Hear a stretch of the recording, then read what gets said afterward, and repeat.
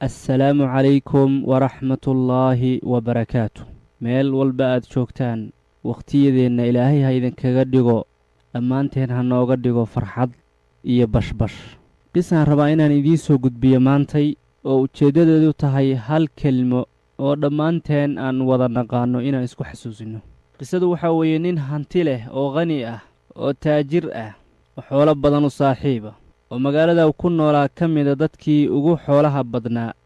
ninkaasoo ilaahay ku mannaystay xoolo badan adduunyadiina ilaahay qaybtii ilaahay uga qaray ugu deeqay dhinac kalea ilaahay ka imtixaamay 40 sano isagoo jira ayuu guursaday 15 sano ayay xaaska wada noolaayeen 15kaas sano ilaahay carruur ma siin waxba ma dhalin leanna ilaahay carruurta asagaa bixiya ilaahay baa laga dalbadaa lilaahi mulku asamaawaati waalard yakhluqu maa yashaa yahabu liman yashaa'u inaatha wayahabu liman yashaa'u addukuur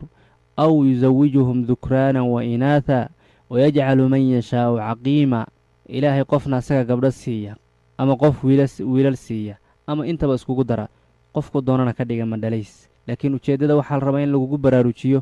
in ilaahay aad ka barid oo ilaahay aad weyddiisatid waxa aad doonaysid 15 sano wax ilmo ah ilaahay ma simin wax kasta oo ku heli lahaana wuu isku dayey albaab kasta ayuu garaacay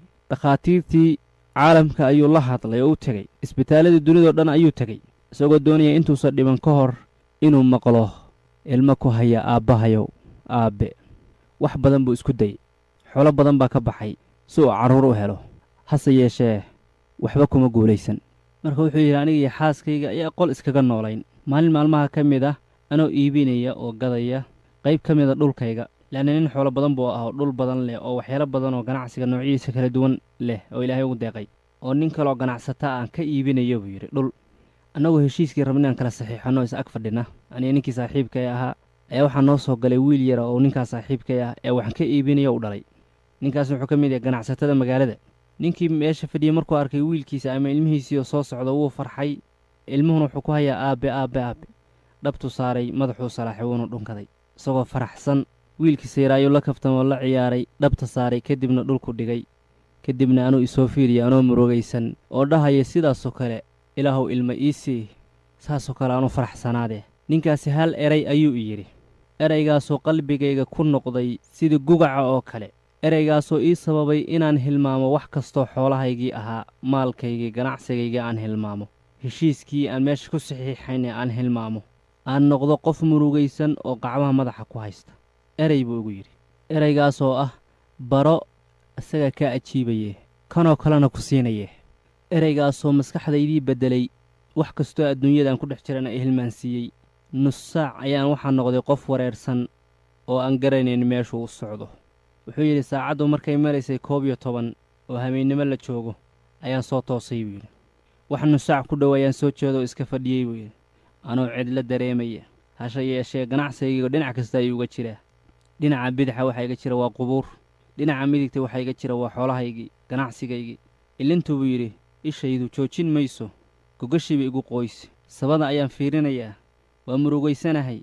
waxaan rabaa intaana dhiman inaan maqlo erayga ah aabbe macaane xoolo ilaahay waa i siiyey in badanoo aniga ila midoo xoola haysatana ilaahay carruur waa siiyey meesha keliya iga duwan yihiin weeye ee aan ka murugaysanahay waxaa igu soo dhacday erayga uu ninkii ugu yidhi oo ah garo isagaa kaa ajiibaya ku siinaya midkaanoo kale markaas ayaan fahmay inuu oola jeedo ilaahay bari isagaa ku siinaya ilmahaanoo kale ilaahay baro ilaahay ku xidhnow ilaahay ku carar ilaahay ku oy erayga macnihiisa sidaa inuu yahay saacaddaasay igu soo dhacday markaasaan qacmahayga kor u qaaday ana ooyaya oo rabbi u baahan oo tadarruc iyo dulli iska muujinaya ayaan qacmahayga kor u qaaday saqda dhexe oo habeennimo kadibna waxaan idhi yaa rabbi ana laa aqdir innamaa anta taqdir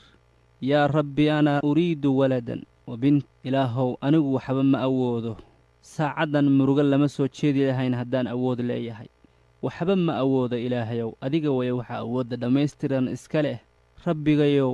carruur ayaan rabaa wakhtiga sida aan leeyahay buu yidhi wejigayga dhammaan ilin baa qoysay sidaasaan ku soo celceliyey buu yidhi ilaa uu waagu baryayey ono ilaahay ku ooyaya tabaaraka wa tacaala ilaahay ducadayda waa aqbalay buu yidhi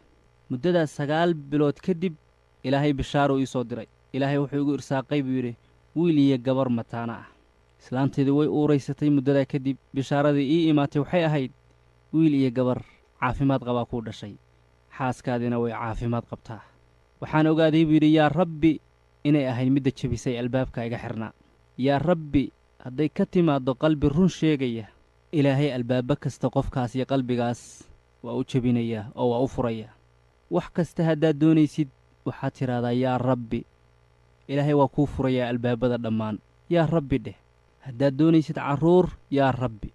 haddaad doonaysid xaas ama nin wanaagsan, yaa rabbi. haddaad doonaysid xoolo, yaa rabbi dheh. haddaad doonaysid magac wanaagsan, yaa rabbi dheh. haddaad doonaysid adduunyo kale, yaa rabbi dheh. haddaad doonaysid aakhiro, yaa rabbi dheh. qofka yidhaahda yaa rabbi ma hungoobo, mana khasaaro, mana lugo'o. yaa rabbi ayaa wax kasta ku helaynaa. yaa rabbi aynu badinna insha allah.